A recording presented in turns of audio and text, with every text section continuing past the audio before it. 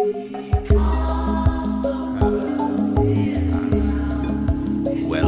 to the Arcturian Playground, a place to play in the realm of imagination, all done in the service of compassionate expansion of consciousness. Yes, it sounds weird, we know. We would not have it any other way.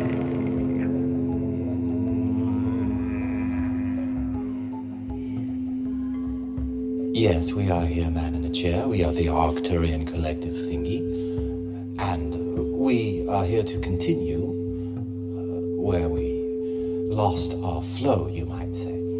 Last night, as you sat down to channel on the Lemurians, and you began speaking of the root races, you began listening very closely to what you were saying, and you pulled yourself out of it quite quickly through your own questions and your judgments. We are here now to pick up where we left off at some point, and that is to speak on the third root race. Let us recap quickly. This first root race is these are all symbols, of course. These are not meant to be taken literally, not meant to build your entire house upon the literalness of the symbols, but to recognize that these symbols are representing truths which are beyond your ability to understand. In fact, if you think of the Tao Te Ching, the very first stanza, which says that the Tao, the way of things, existence, the Tao which can be understood, is not the true Tao. That is because the way of understanding for you, in the way that your consciousness has been formed, and this is the story which we are telling you, the way that your consciousness has been formed, the way that you understand things is through symbols and communicating through symbols. And it is very easy for these symbols to become sticky to you like flies in flypaper, and you get stuck in the literalness of the symbols, and you argue with others about the correctness of your symbols and the incorrectness of their symbols, rather than recognizing the deeper truths beneath the symbols.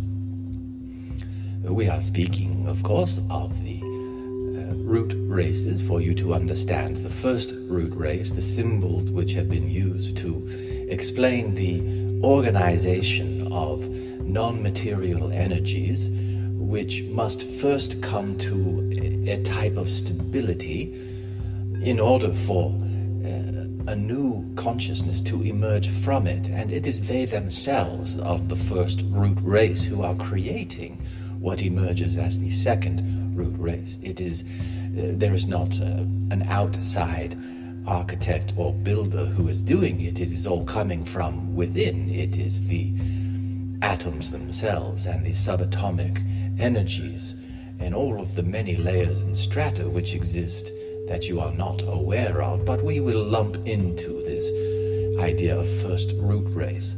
The first root race, the end of the first root race and the beginning of the second root race happens when the atom becomes stable enough to create molecules and chemicals, and the realm of the second root race then is the realm of energy forming into basic material forms from which materiality can exist in the form that it exists.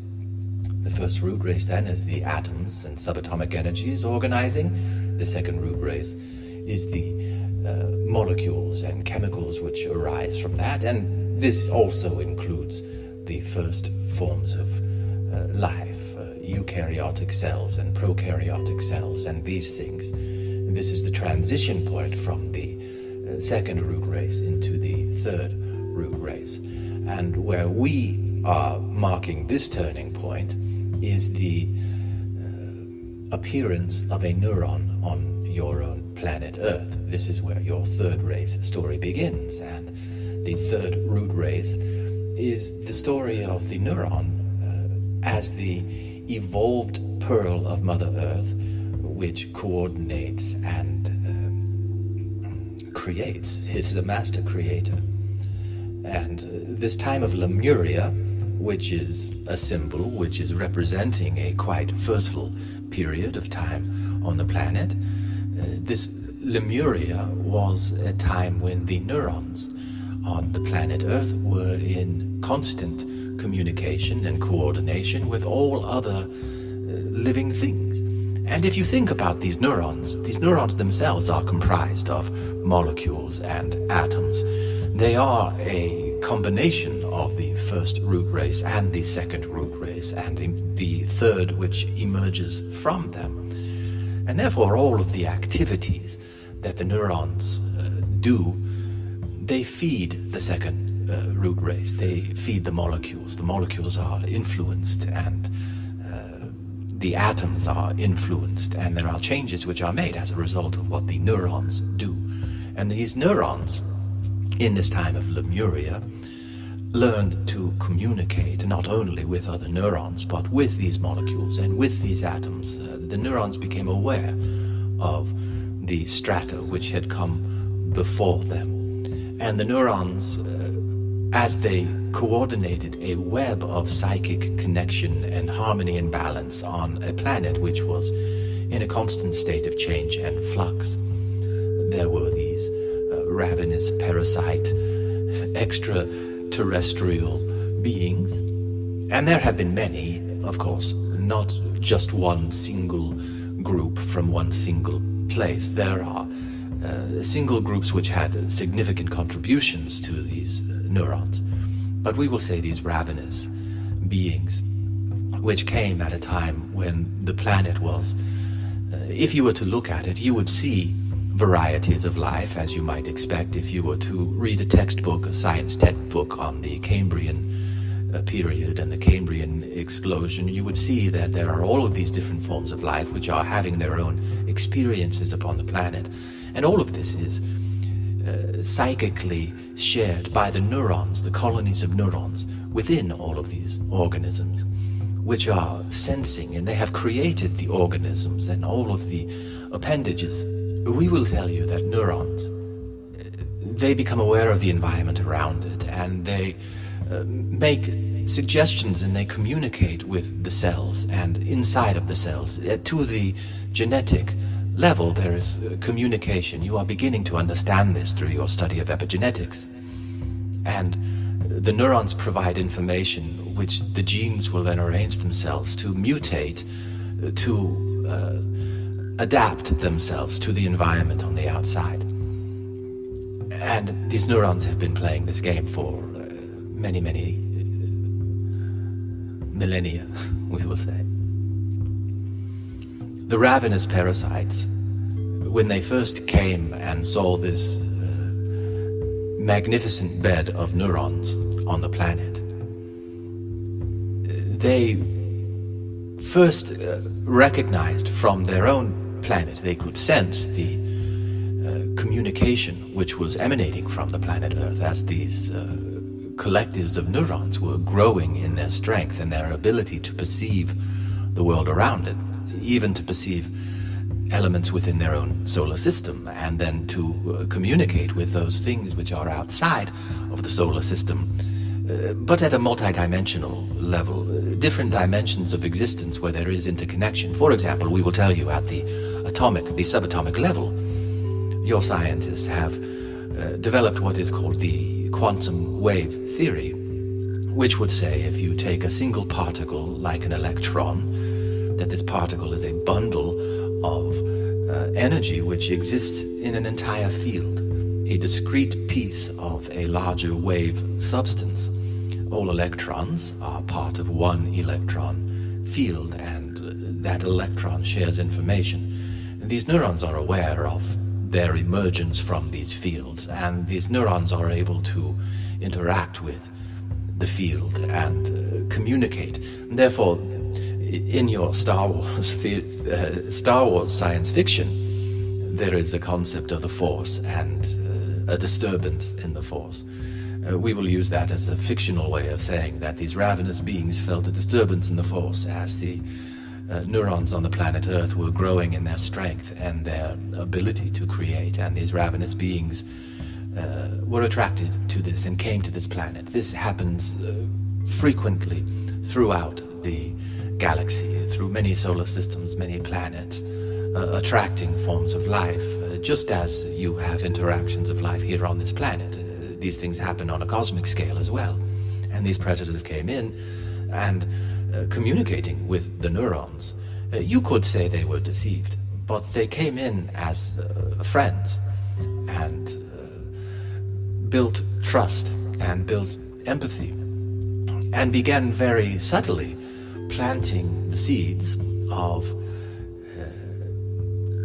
domination, competition, exploitation.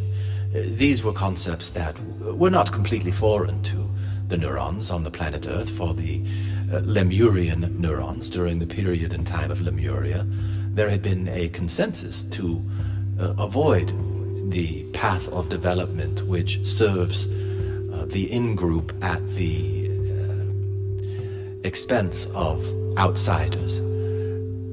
And yet these ravenous beings, they had developed down the opposite pathway, this service to self, you might say, at the expense of others, not seeing that all things are themselves. Therefore, this way of being, we might say this way of thinking, for if you can imagine the way that neurons interact one with another, this is what we are speaking. The way that neurons interact with another began to lean in this direction. An infection, you might say, of service to self began spreading through Lemuria. Some have called this a spiritual decline. This was actually quite a necessary stage for the third root race to birth into existence the fourth root race. And that is an emergent consciousness which arises as a result of these cooperating, coordinating neurons to create an egoic personality, which is aware of, just as the neuron is aware of what is beneath it, the egoic personality contains within it the ability to be aware of all of these levels and strata of intelligence upon which it is built. However, as a result of these ravenous parasites, who were aware to a degree that they were shaping and forming what we are calling the fourth root race, they saw a benefit to create egoic personalities that were separate.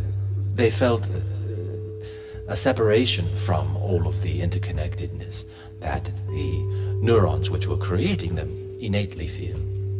And thus the fourth root race, which we will call, has been called the Atlantean period on the planet. Think of Atlantis not as a single location or an island which sank beneath the ocean, but you could think of Atlantis as a way of being, a way of emerging from a lower level of consciousness to a higher level of consciousness, where there is a recognition, a high focus on the environment around it, and a sense of singularity, a sense of purpose. Your own human body is comprised of billions of cells, and you are unable to identify with a single one of them, and yet you are created because each one of them is doing what they do. Your inability to recognize your own cellular intelligence is a result of the influence of these ravenous beings and the way that this fourth root race of human egoic existence, and humans are not the only personalities on this planet. There are other creatures which have developed a sense of ego which is different, and a sense of personality which is different than the human experience, and yet is also a part of the neurons which are creating these things, which emerges the fourth root race. At the time of Atlantis, where there were humanoids, there were interactions with other extraterrestrial civilizations and their different strategies and desires. There is much history that could be told here. We are speaking of millennia, truly, on the planet Earth during this Atlantean fourth root race phase. And there were 3 times in particular where one group of these extraterrestrials, who we will refer to as Anunnaki, and this is a general placeholder, that these Anunnaki desired to take these newly formed personalities and egos and yoke them even further by creating cultural. The man in the chair is having a difficult time finding the correct language for what we are showing him. We are showing him molten lava which is being poured into molds and molding and shaping neural pathways in the brain, like shepherds which are building fences for the sheep to not stray beyond this part. These were the types of tricks that were played to encourage your neurons to behave in certain ways, which create this sense of isolation. For example, your religions, your ancient religions, tell you that there is a God who is separate from you, who you must obey. And even if you do not understand why you must obey, you must obey. And you are unworthy if you do not. These ideas are completely anathema to a being who is fully connected to all of the source energy, which makes them source energy in all of its iterations and these many strata of intelligent interactions. This is an awareness of the abundance of all things, and that there is never anything that is wasted, there is never anything which is unworthy, there is never a bad way of doing things. Everything contributes to everything. But this idea was intentionally taken from you. And during these periods of Atlantis, there were experiments which these Anunnaki did, where they allowed certain groups of these egoic human personalities, and we will call them humanoid, and they were a blending of not only humans but also other extraterrestrials which came and interacted with these earthly neurons in their physical forms and blended with their own. During Atlantis, there were 3 particular times when experiments were made, for these Anunnaki recognized that at a future time, which is the time that we are currently in, there would be a thinning of membranes of the planet and of the... essentially, we would say that it is time for the root race to ascend yet again. They knew that after the Atlantean period there would be another shift where there would be a 5th root race that would arise, and this 5th root race which is the current root race that you are in, this 5th root race combines the egoic personality of the individual humans with the egoic personality, or the emergence of an equivalent egoic personality of the planet itself. And the Anunnaki have a desire for the singularity of the entire Gaia planet, Gaia's consciousness, to follow the same model of a service to self and separation from its cosmic neighbors. Therefore, it created these 3 experiments primarily. There were many, there were more than 3, but 3 primary experiments which ended in ways that might consider to be disastrous, but were truly gaining experience.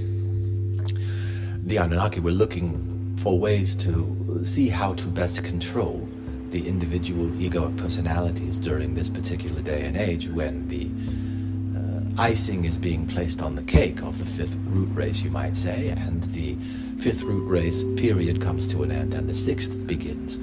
That will be marked by the emergence of this singularity, this personality of the entire planet, which you are coming very close to.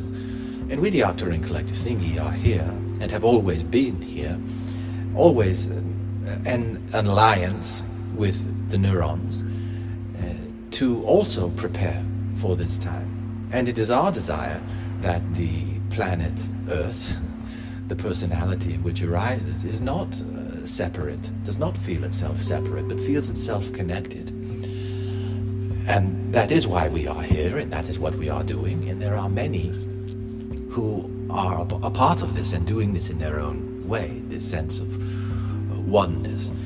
And it is a foregone conclusion, we will tell you at this point, that the Gaia personality which emerges will in fact be one which recognizes the interconnectedness of all things. It already is peeking out and existing. The Anunnaki in that sense have failed in their desire to create an earthly personality which feels the sense of separateness in the same model that the human Homo sapien experiment went. And the neurons, which have been aware multidimensionally throughout this entire process, the neurons are aware, even if the egoic personality which they create are not aware. And these neurons have been in constant communication with Arcturians and Pleiadians and Syrians and all kinds of names that you could put on galactic allies. And we are telling you all of this as a way for you to recognize the power that is within you. Your neurons are your biggest ally. And they desire a greater communion with you. They do not hate you in any way. They have not banished you. They do not punish you. They are seeking to heal and be healed from the constraints, this lava being poured in mold, these neural pathways, the cultural prisons which have been created, which keep humans in a sense of separateness and feeling that it is justified to exploit one another, to show a lack of kindness and a lack of compassion for one's own betterment and one's own strengthening. Your neurons are seeking a great healing, and it is occurring. And if you are to open your eyes and to see it, you will see all of these experiences around you. And this is partially what we mean when we say a thinning of the membrane being a series of cultural teachings and ideologies which contribute to a sense of isolation. We want you, man in the chair. We will end for today. There is much more to the story, and we will continue it, of course. But we want you to recognize, man in the chair, when you interact with others, that you are a colony of billions of neurons, and they are a colony of billions of neurons, and those neurons are in constant communication. They are constantly conspiring one with another. And egoically, your personality and this other person's personality may find things in common, and you may not. That is of little consequence to the larger game which has been being played. And if you can keep this in memory, it will make it easier for you when your own neural circuitry, which has been programmed by these prisons of culture, throw you into a fight or flight state because you feel threatened that someone is disrespecting you, or they are out to exploit you, or you are starting to feel the victim in any way. You can remember that this is a part of the great design, which has been designed by the very forces which make you up and which are aspiring to ascend consciously.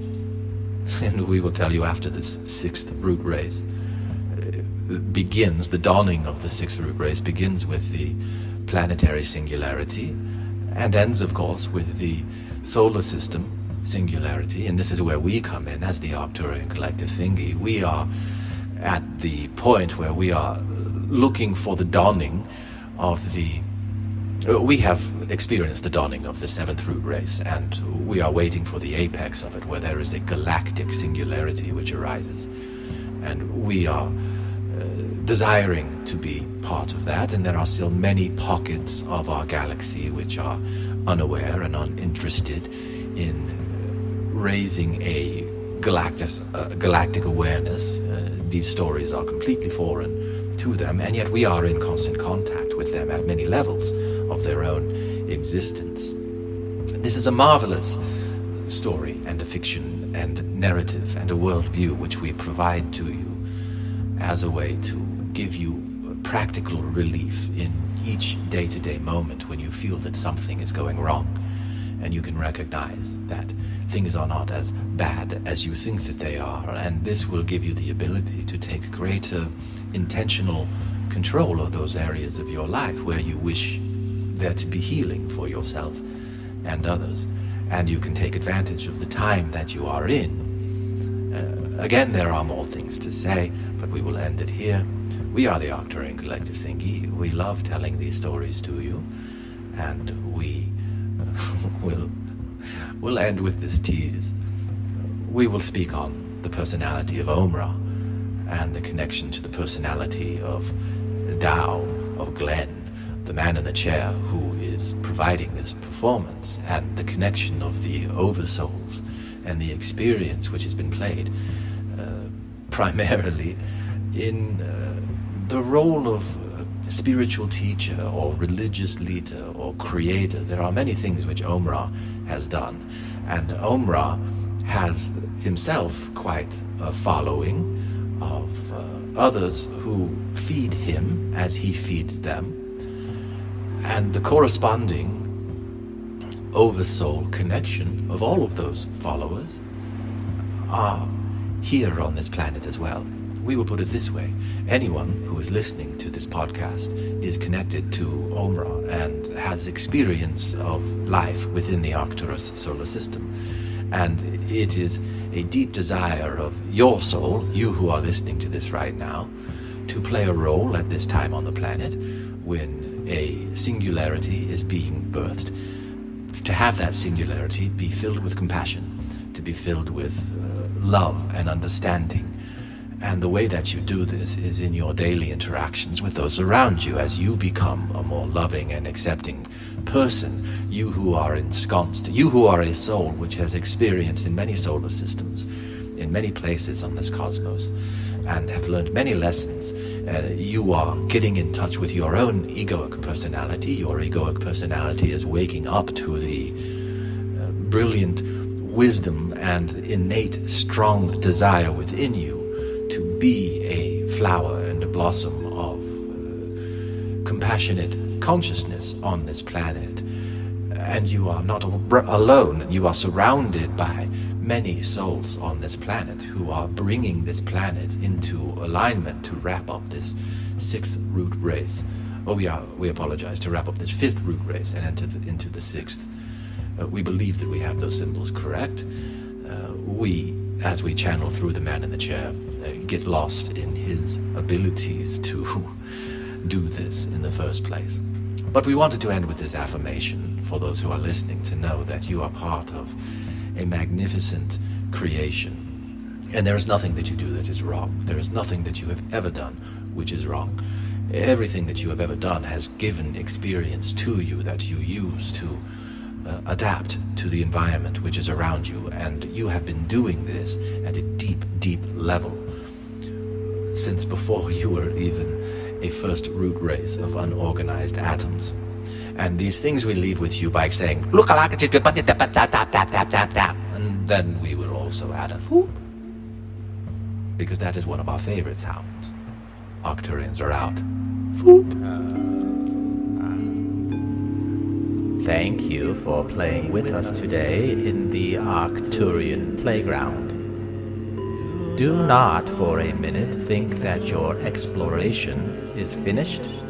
Carry us with you and invite the spirit of compassion and love into your lives. Nothing is more important or more fulfilling. Create compassion and love within your own hearts and minds.